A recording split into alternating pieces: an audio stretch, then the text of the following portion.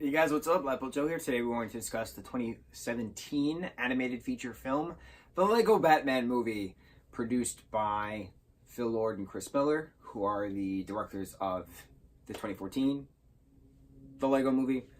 I forget who directs this film.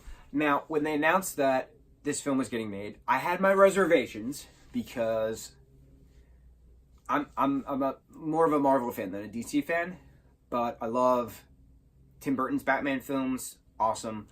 The 90 ones are interesting. I don't really like the...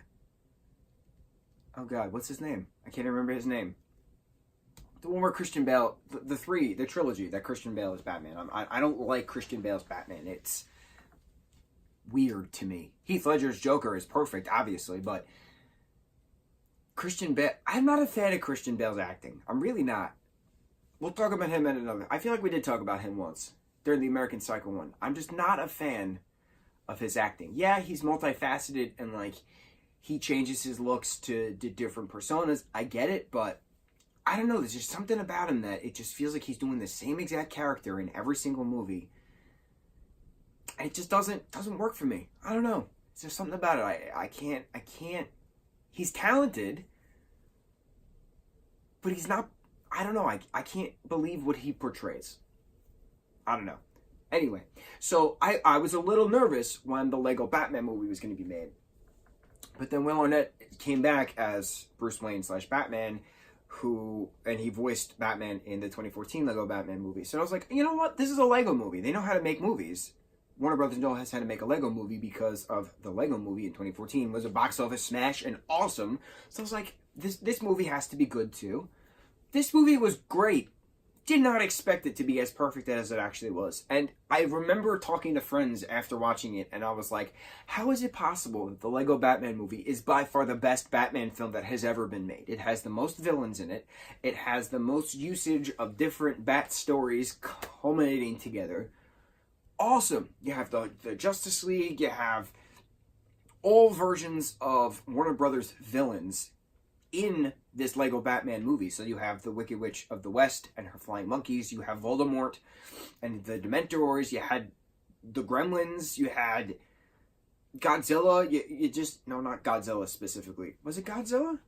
No, it was just some big sea monster. Awesomely well done film, which again goes to what I was talking about with the Lego movie, is that it's a perfect prop replica of the Lego Batman sets with all of the obscure DC characters as minifigures. Calendar Man, for instance. Why? But it makes sense. These D-list DC characters in the Batman universe as Lego minifigures worked out awesome. You had, in this particular story, you had Bruce Wayne adopt Robin. And to have these dynamics of everyone and the whole Arkham breakout and Harley Quinn changing characters one after the other and Mark Hamill's Joker. Was it Mark Hamill? It might not have been Mark Hamill. I know Mark Hamill does a lot of Joker for other TV shows. I can't remember if he voiced the Joker for this particular movie. Anyway, so great.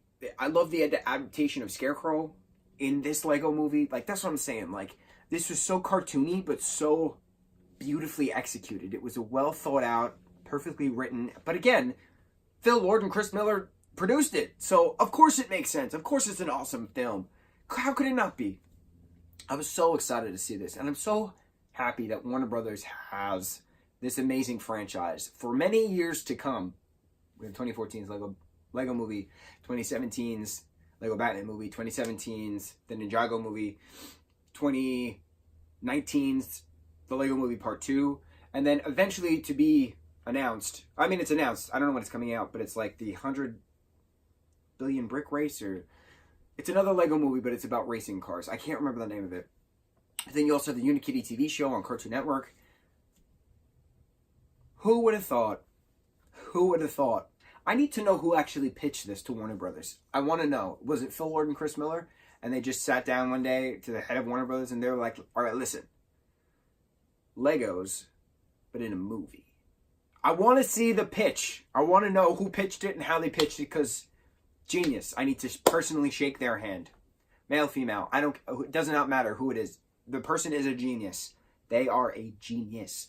Lego Batman movie. Give it a take. Give it a try. Give it a watch if you haven't seen it already. Go get a Lego set if you haven't gotten a Lego set. What's wrong with you? Support your local brick. Mucho mahalo, guys.